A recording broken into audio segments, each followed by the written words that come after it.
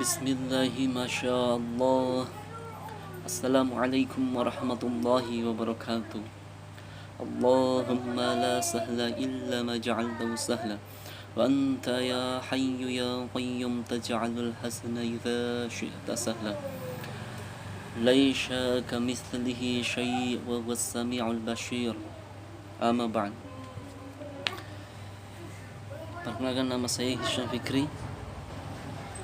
Saya akan mengulas tentang sejarah Kabupaten Brebes yang sangat familiar, yaitu sejarahnya Mbah Joko Poleng. Dalam sejarah ini banyak sekali perkara-perkara yang tidak sinkron dengan syariat. Dalam sejarah ini banyak penyelewengan dalam menceritakannya, dalam mensejarahkannya. Saya bukan ahli sejarah, namun saya pemerhati sejarah. Yang familiar dalam masyarakat adalah bahwa Mbah Jaka Poleng itu pekatiknya Bupati Brebes yang pertama. Kemudian, kenapa Jaka Poleng itu bisa menjadi terkenal? Kenapa Mbah Jaka Poleng itu menjadi masyhur, khususnya di wilayah Kabupaten Brebes? Karena Mbah Jaka Poleng itu diceritakan beliau menemukan telur. Kemudian versi yang kedua, beliau menemukan sisik ular. Kita ulas satu persatu. Diceritakan Mbah Jaka Poleng itu menemukan satu butir telur dari siluman. Yang singkat ceritanya, setelah dimiliki, kemudian telur itu dimakan oleh Mbah Jaka Poleng. Setelah memakan telur itu, Mbah Jaka Poleng menjadi sakti mandraguna. Masya Allah. Beliau menjadi seorang yang sakti mandraguna. Kemudian berubah menjadi ular. Ini adalah perkara yang tidak mungkin. Ini adalah perkara yang bertentangan dengan syariat. Kemudian versi yang kedua, Mbah Jaka Poleng itu menemukan sisik emas yang berbentuk sisik ular. Setelah menemukan sisik ular tersebut, Mbah Jaka Poleng menjadi sakti mandraguna. Setelah memiliki sisik ular tersebut, kemudian diketahui oleh Bupati Brebes.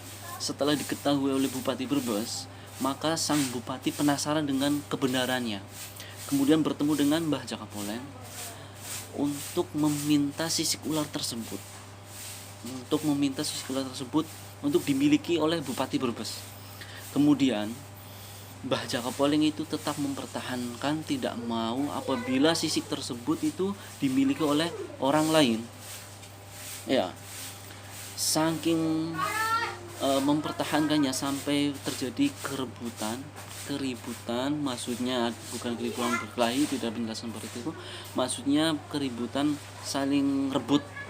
Kemudian sisiknya dimakan oleh Mbah Jaka Poleng. Kemudian Mbah Jaka Poleng menghilang, tidak nampak oleh mata zahir.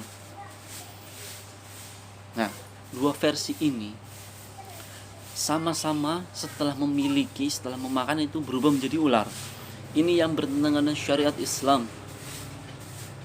Kenapa bertentangan? Karena Allah Subhanahu wa taala menciptakan makhluk jin, manusia, syaitan, iblis itu sampai yaumil akhir mereka tetap menjadi yang diciptakan menjadi manusia, tetap menjadi manusia, yang diciptakan menjadi jin tetap menjadi jin. Tidak, kedua-duanya tidak bisa saling bertukaran. Yang jin berubah menjadi manusia, hakikatnya menjadi manusia, kemudian manusia berubah menjadi jin, itu tidak bisa hakikatnya maksudnya. Tapi jin itu bisa bertasarruf menjadi manusia, hanya menyerupai, tapi hakikatnya dia adalah jin.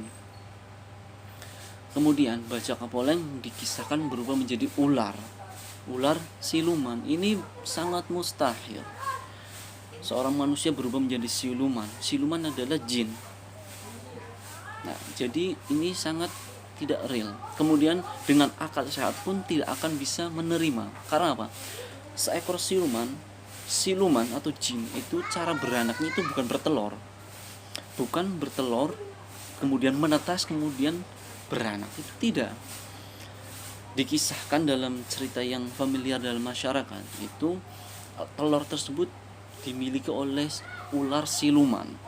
Ketika dimakan, Jaka Poleng menjadi siluman. Itu tidak sangat bertentangan dengan akal sehat dan syariat. Yang pertama bertentangan dengan syariat, yang kedua siluman itu tidak bertelur. Buat apa bertelur siluman? Kelompok jin itu ketika beranak itu satu jin itu anaknya kila itu ratusan bahkan ribuan, masa bertelur. Kemudian tentang sisiknya, apabila sisik kemudian dimiliki oleh ular, sisiknya terkelupas kemudian dimiliki oleh seseorang menjadi saksi, wallahu a'lam. Namun itu tidak merubah ketika yang memiliki sisik itu menjadi seekor ular dan menjadi golongan siluman. Siluman adalah jin. Siluman hanya sekedar bahasa saja, tapi maknanya adalah jin, bukan manusia, tapi melainkan jin. Mari kita cara berpikirnya, bernalarnya itu dengan akal sehat. Ketika ada yang berseberangan dengan syariat, maka kita tolak walaupun itu sudah masyhur. Apabila kita bertentangan dengan akal sehat, apalagi dengan syariat, maka kita juga tolak. Begitulah. Tapi Mbah Jaka Poleng itu seorang alim ulama dari Banten, kemudian dikejar oleh Belanda sehingga di Kerawang, kemudian lari ke Brebes, menetap di Brebes. Apa tujuannya pembelokan sejarah ini? Agar generasi selanjutnya setelah Mbah Jaka Poleng itu tidak meneladani, tidak bertauladan kepada Mbah Jaka Poleng sebagai orang yang alim, sebagai orang yang soleh. Ketika generasi itu tidak berilmu, maka sebuah bangsa akan hancur.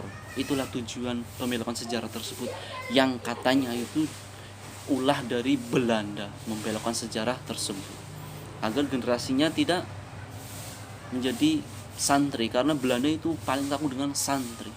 Wabillahi taufiq wal hidayah. Assalamualaikum warahmatullahi wabarakatuh.